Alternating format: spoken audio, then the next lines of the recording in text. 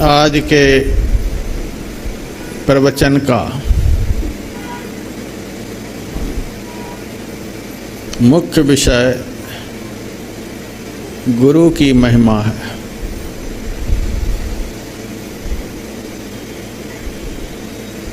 यह बड़ा ही महिमान्वित विषय है।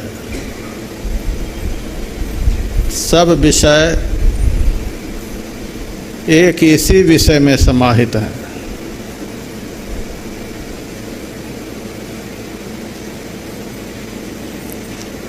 धर्मशास्त्रों में गुरु मंत्र को सर्व मंत्रमय बतलाया गया है।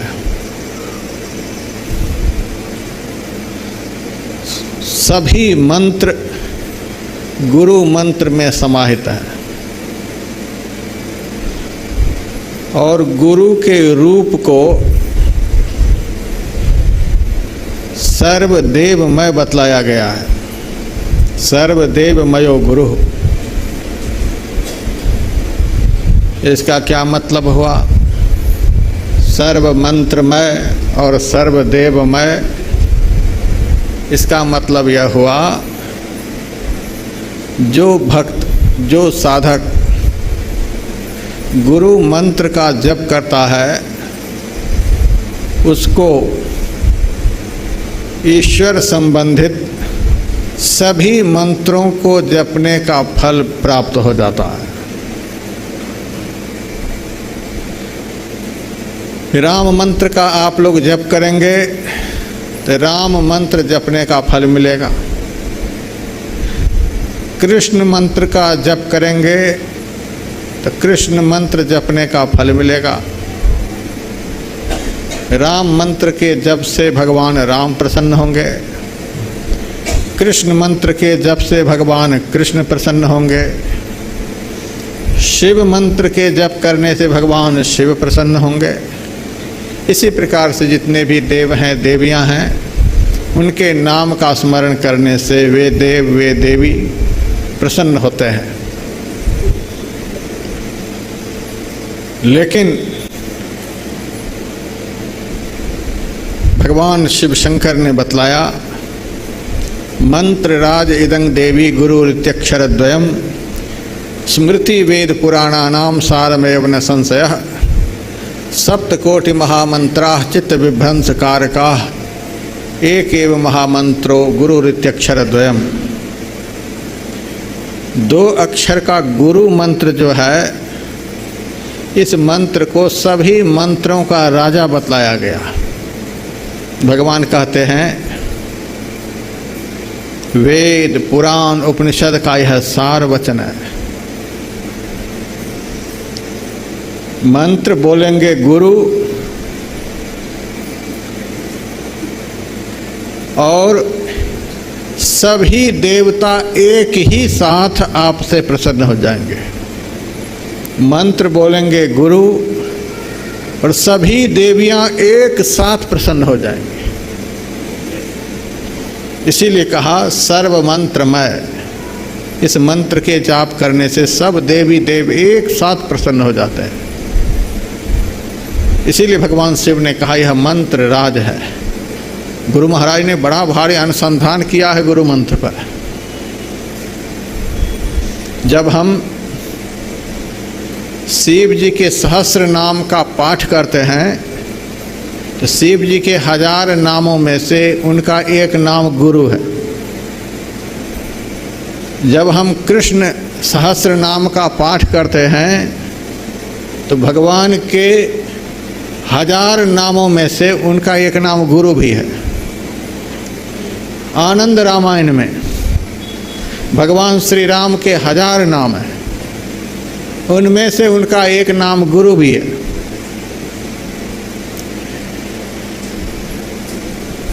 विष्णु सहस्र नाम में विष्णु भगवान के 1000 नाम हैं। भगवान के 1000 नामों में से उनका एक नाम गुरु भी है। आप लोग जिन जिन भगवान का नाम मैंने बताया, उन नामों का पाठ करेंगे तो देखेंगे उन देवों का 1000 नाम में से एक नाम गुरु भी है। इसीलिए भगवान शिव ने गुरु गीता में कहा, मंत्र राज इदं देवी, यह सभी मंत्रों का राजा है। गुरु मंत्र का जप करने से राम मंत्र जपने का फल, कृष्ण मंत्र जपने का फल, शिव मंत्र जपने का फल, विष्णु मंत्र जपने का फल प्राप्त होता है। गायत्री मंत्र की धर्म ग्रंथों में बड़ी चर्चा है। मैंने गायत्री माता के सहस्र नाम का पाठ किया। गायत्री माता के 1000 नामों में से एक नाम है गुरुड़ पत्नी। गुरु की पत्नी गायत्री है। एक नाम गायत्री का है गुरुड़ गिरा। पहुँचे हुए संत सदगुरु के मुँह से शिष्य के लिए जो वचन निकलते हैं, उपदेश निकलते हैं, वह गायत्री के समान होते हैं। गायत्री का अर्थ होता है गयांत्रायतीत इति गायत्री। जिस मंत्र के गायन करने से गायन करने वाले का त्राण हो जाए, कल्याण हो जाए, उसी को गायत्री कहते हैं। लेकिन गायत्री सहस्र नाम में एक नाम जो आया गुरुड़ गिरा। गुरु के मुँह से शिष्य के लिए जो वचन निकलता है वह वचन महाकल्याणकारी होता है। यदि उस वचन का शिष्य अच्छी तरह से पालन करे तो उस शिष्य का कभी भी अकल्याण हो नहीं सकता है। इसीलिए कहा गुरुड़ गिरा। पुराणों में प्रसंग आता है, एक राजा थे सुद्युम्न।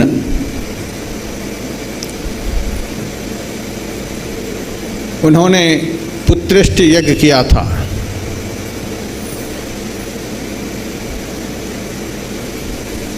यज्ञ की समाप्ति के अवसर पर महाराज सुद्युम्न की पत्नी यज्ञ पौरोहित्य के पास जाकर कहती है, हे ब्राह्मण देवता, आप जो यह यज्ञ कर रहे हैं, इस यज्ञ के करने से हमें फल क्या प्राप्त होगा? पौरोहित्यों ने कहा, इस यज्ञ के करने से तुमको पुत्र प्राप्त होंगे। महाराज सुद्युम्न की पत्नी कहती है, हमें पुत्र नहीं चाहिए। यदि आप हमें देना चाहते हैं तो हमें पुत्र ही दीजिए। आजकल पुत्र माता पिता की सेवा अच्छी तरह से नहीं करते। इतना बड़ा यज्ञ करके, इतना बड़ा अनुष्ठान करके हम जीवन में आफत खरीदें तो ठीक नहीं। हमें पुत्री चाहिए।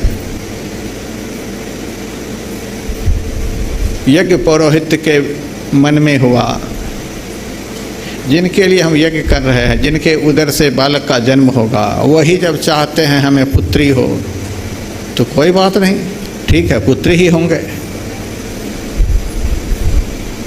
और अभिमंत्रित करके यज्ञ पौरोहित्यों ने सुद्युम्न महाराज की पत्नी को जल पिला दिया। उस जल के पीने से गर्भ रहा और समय पर पुत्र की जगह पुत्री का जन्म हुआ। महाराज सुद्युम्न को जब पता चला कि हमारे घर में पुत्री का जन्म हुआ है, उनको बड़ा भारी संताप हुआ। हमने इतना खर्च किया, इतना बड़ा अनुष्ठान किया, और इस अनुष्ठान का उल्टा फल हमें प्राप्त हो गया। पुत्र की जगह पुत्री हो गई। गुरु वशिष्ठ जी के पास गए और उनसे कहा, हे गुरुदेव, इस वंश के जितने राजा हुए सब एक निष्ठ गुरु भक्त हुए। आपको छोड़कर हम किसी भी देवी देवता को नहीं मानते हैं, और आप कैसे सदगुरु की सेवा करने का यही उल्टा फल हमें प्राप्त हुआ। पुत्र की जगह हमें पुत्री की प्राप्ति हो गई। मुहर के जितने भी अक्षर होते हैं सारे उल्टे उल्टे होते हैं, लेकिन जब कागज़ पर उस अक्षर को चिपकाया जाता है, मुहर को चिपकाया जाता है, तो सारे अक्षर सीधे हो जाते हैं। उसी तरह से जितने भी उल्टे भाग्य वाले लोग हैं, पहुँचे हुए संत सदगुरु की शरण में जाने से सबके भाग्य सीधे हो जाते हैं।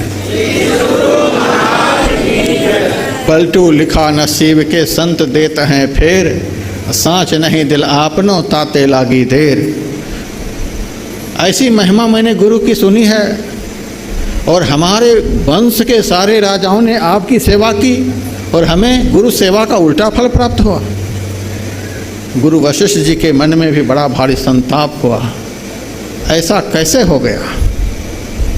यज्ञ पौरोहित्यों से जाकर गुरु वशिष्ठ जी ने पूछा, यज्ञ का उल्टा परिणाम कैसे हुआ सो बताओ।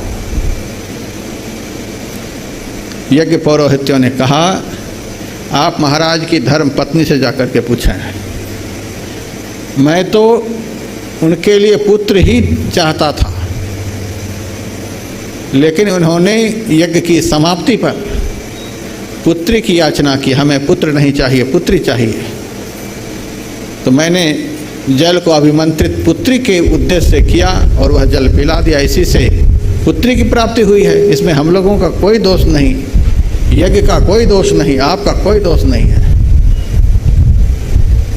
सुद्युम्न जी महाराज ने यज्ञ पौरोहित्यों से कहा, हमसे तो आपने नहीं पूछा, यज्ञ तो हम कर रहे थे। यज्ञ पौरोहित्यों ने कहा, जिनके उदर से बालक का जन्म होता, उन्होंने ही आकर के हमसे प्रार्थना की, हम क्या कर सकते हैं। गुरु वशिष्ठ जी ने कहा, राजा बताओ अब हम क्या कर सकते हैं। सुद्युम्न जी महाराज कहते हैं, कुछ भी हो, गुरु की सेवा का उल्टा फल हमें नहीं मिलना चाहिए। हमारी पत्नी बोल गई, इसे क्या होता है, यज्ञ तो हम कर रहे थे, हमें उल्टा फल नहीं मिलना चाहिए। गुरु वशिष्ठ जी धर्म संकट में पड़ गए और उन्होंने कहा कि चलो कोई बात नहीं, और उन्होंने ध्यान किया, भगवान से प्रार्थना की,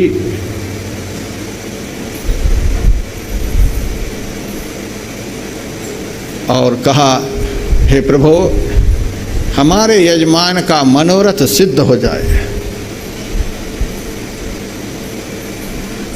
और आकाशवाणी हुई कि महाराज सुद्युम्न जी की यही पुत्री पुत्र हो जाए। श्रीमद् भागवत महापुराण के 9वें स्कंद में यह प्रसंग है। गुरु वशिष्ठ जी ने अपने तपोबल से पुत्री को पुत्र बना दिया, शिष्य के मनोरथ को पूर्ण कर दिया।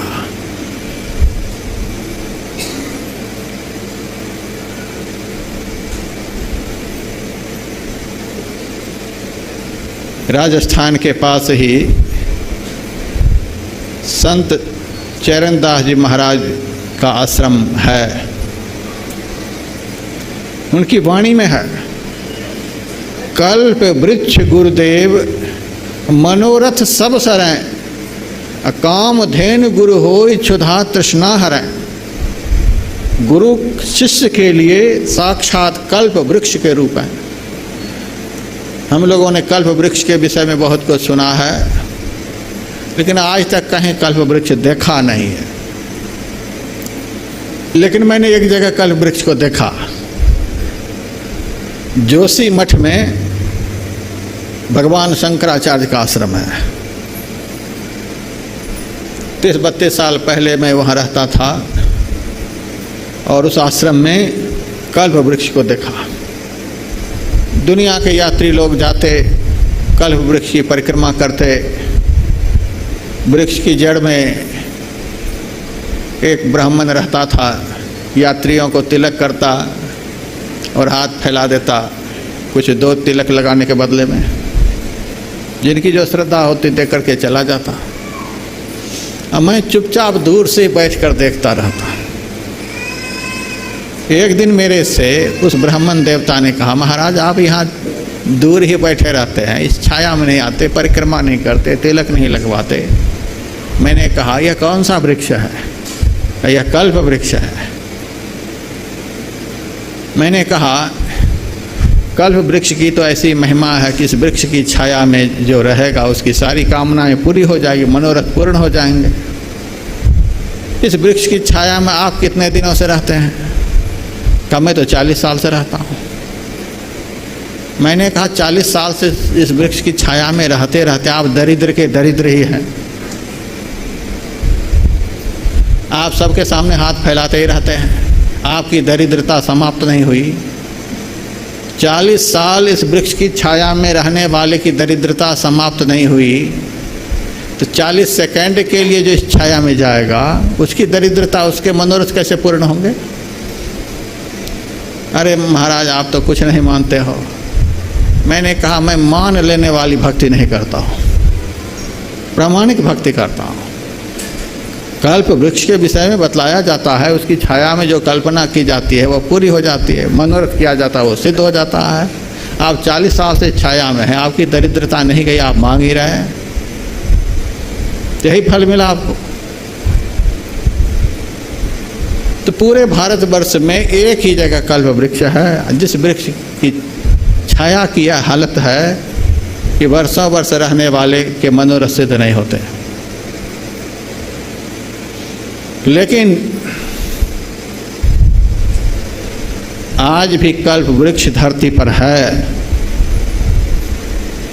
और मैं विश्वास दिलाता हूँ उस वृक्ष का आश्रय लेकर जो रहेगा उसके कोई भी मनोरथ पूरे होने को बाकी नहीं बचेंगे। और वह कल्प वृक्ष शिष्य के लिए सद्गुरु होते हैं। मैंने दृष्टांत देकर के बताया कि महाराज सुद्युम्न के घर में पुत्री की प्राप्ति हुई, लेकिन गुरु वशिष्ठ जी ने उनके मनोरथ को सिद्ध करने के लिए उसी पुत्री को पुत्र बना दिया। फिर यह कथा आगे बढ़ती है, शिव जी का शाप हुआ उस पुत्र को, फिर से वह बालक पुत्री के रूप में हो गया, नारी रूप हो गया। फिर महाराज सुद्युम्न घबराए, गुरु वशिष्ठ जी की शरण में गए। महाराज वह बालक फिर नारी रूप हो गया। गुरु वशिष्ठ जी ने कहा घबराने की कोई बात नहीं। गुरु वशिष्ठ जी ने भगवान शिव की प्रार्थना की, शिव जी प्रसन्न हुए और कहा क्या चाहते हो? कहा मेरे शिष्य के मनोरथ पूर्ण होना चाहिए। ठीक है जाओ। यह बालिका बालक रूप में परिवर्तित हो जाएगा, दोबारा भी पुत्र बना दिया।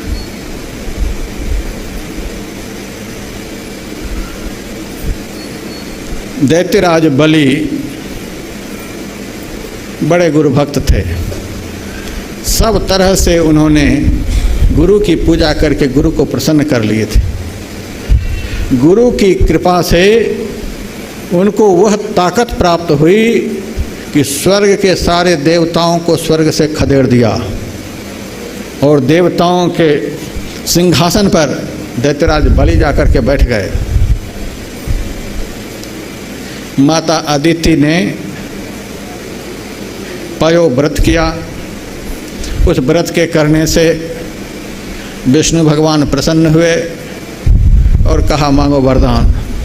माता अदिति कहती है मेरे पुत्र की संपत्ति को दैत्यों ने छीन लिया है, वह संपत्ति फिर से मेरे पुत्र को प्राप्त हो जाए। भगवान ने गांडीव रख दिया। भगवान विष्णु ने माता अदिति से कहा मैं अभी यह नहीं कर पाऊंगा।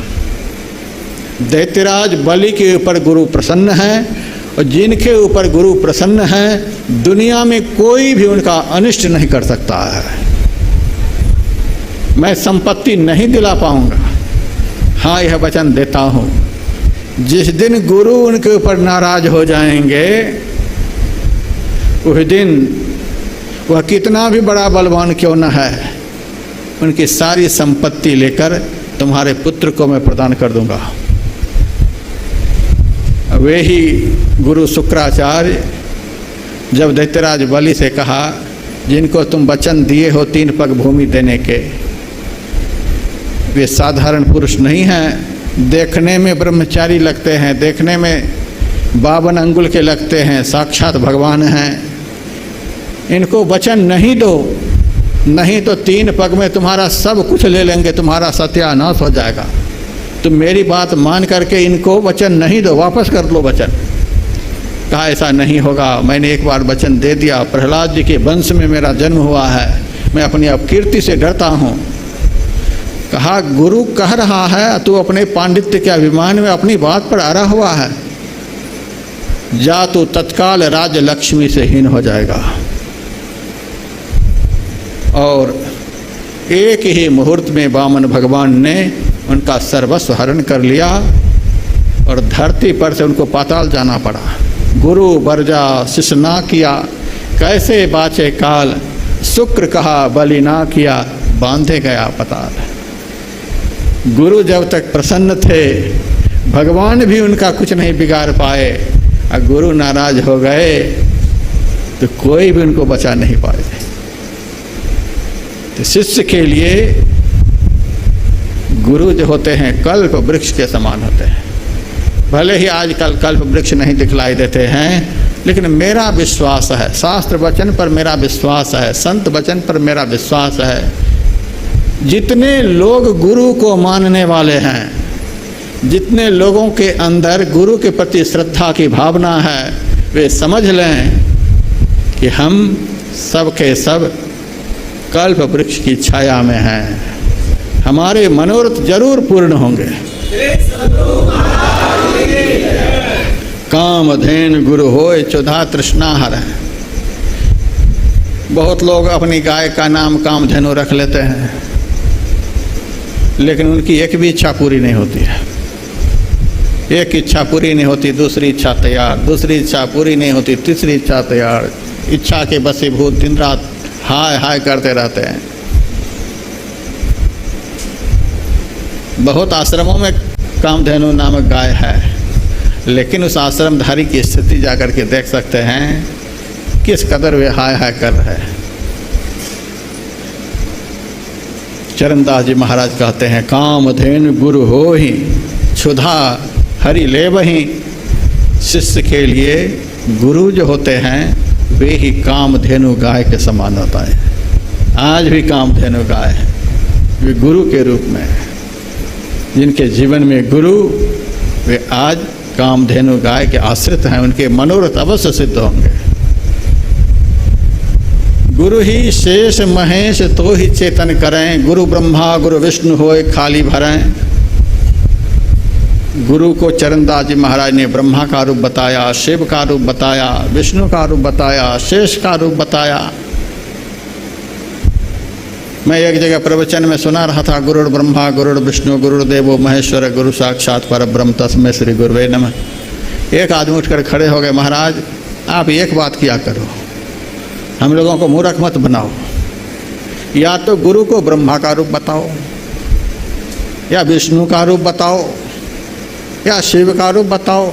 पर आप कह रहे हैं गुरु ब्रह्मा भी हैं, गुरु विष्णु भी हैं, गुरु शिव भी हैं। एक आदमी तीनों कैसे हो जाएंगे? एक आदमी एक ही तो होंगे। कलेक्टर भी वही होंगे, एसपी भी वही होंगे, इंस्पेक्टर भी वही होंगे, डायरेक्टर भी वही होंगे। ऐसा कैसे हो जाएगा? मैंने उनसे कहा,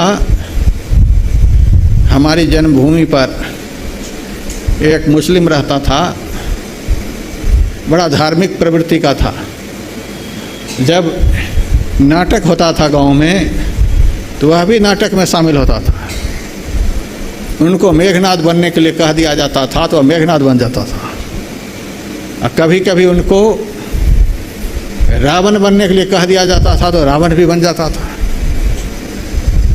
राम का रोल अदा करने के लिए कहा जाता था तो राम का रोल भी अदा करके दिखला देता था। एक मुस्लिम जो भी रोल अदा करने के लिए कहे सब रोल खूब अच्छी तरह से अदा करके दिखलाता था। मैंने कहा एक मुस्लिम सब कुछ खाने पीने वाला इतना कलाकार सब रोल अदा करके दिखलाता है, सबको खुश कर देता है, और आत्मोन्नति के शिखर पर पहुँचे हुए संत जिनकी मुट्ठी में ईश्वरी सारी शक्ति होती है, ऐसे संत सद्गुरु यदि अपने शिष्य के लिए ब्रह्मा का रोल अदा कर रहे हैं, अपने शिष्य के लिए विष्णु का रोल अदा कर रहे हैं, अपने शिष्य के लिए शिव का रोल अदा कर रहे हैं, यह कौन बड़ी बात है। भगवान कृष्ण का वचन एकादश स्कंद में है, सर्ववेदमयो विप्रः सर्वदेवमयो गुरु। विप्र सर्ववेदमय होते हैं, समस्त वेद का निवास विप्र के अंदर में होता है और समस्त देवताओं का निवास गुरु के अंदर में होता है। भगवान कृष्ण का वचन है, उद्धव जी से कह रहे हैं सर्वदेवमयो गुरु, गुरु सर्वदेवमय होते हैं। आप विघ्न का हरण कराना चाहते हैं। अब देखिए यहाँ आज गणेश भगवान की भी मूर्ति स्थापित है। अब हमें तो लगता है, हमें तो पता भी नहीं था कि मूर्ति आएगी, लेकिन हमें ऐसा लग रहा है कि गुरु महाराज ही गणेश जी के रूप में यहाँ विराजमान हो गए, शिष्य का विघ्न हरण करने के लिए गणेश जी के रूप में। और आज की घटना है, यहाँ कुछ साधु लोग देर से आए भोजन भंडार में, और उस साधु ने मेरे से कहा महाराज देर इसीलिए हो गई, यहाँ से 2-2.5 किलोमीटर की दूरी पर इतनी वर्षा हुई कि बैल बह रहे थे। उस प्रवाह में बहुत सारे सुअर को बहते हुए मैंने देखा। आदमी सूखी नदी के पास आर पार नहीं हो रहा था, इतनी तेज बारिश हुई, इसीलिए महाराज देर हो गई। मैंने कहा किसी तरह आ गए, दक्षिणा ले लो। कितना बड़ा विघ्न। यहाँ सत्संग हॉल में बैठने की जगह नहीं है, कुछ भक्त बाहर में बैठे हैं, बाहर में भी बैठने की जगह नहीं है, तो बहुत भक्त लोग सड़क पर बैठे हुए हैं। आज जोरों की बारिश हो जाती, सत्संग में विघ्न पड़ जाता, सत्संग नहीं हो पाता। 2 किलोमीटर की दूरी पर बैल बह रहे थे, सुअर बह रहे थे, आदमी बह रहे थे। 2 किलोमीटर की ही दूरी पर हम लोग बैठ कर के सत्संग का आनंद ले रहे थे। तो गणेश जी के रूप में गुरु महाराज यहाँ विराजमान हो गए, विघ्न का हरण हो गया। इसीलिए भगवान कृष्ण का वचन देखिए, भगवान कृष्ण के अंदर कितनी श्रद्धा है गुरु के प्रति। सर्वदेवमयो गुरु, गुरु सर्वदेवमय होते हैं, उद्धव जी से कहा।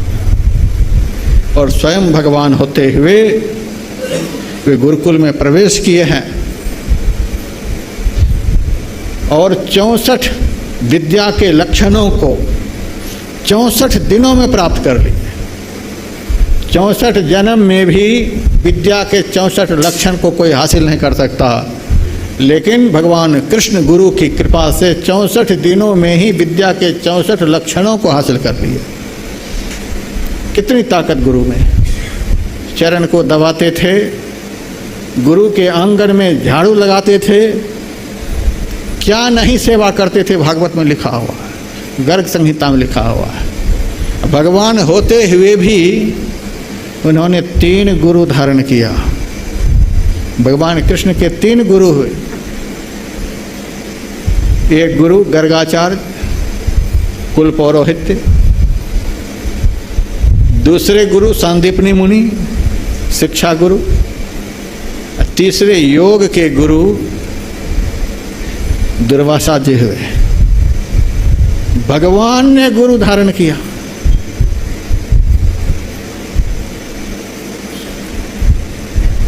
भगवान भी गुरु की कृपा के बिना संसार में भगवान नहीं कहला सकते। भगवान बनाने वाले कलाकार यदि धरती पर कोई हैं तो वे सद्गुरु हैं।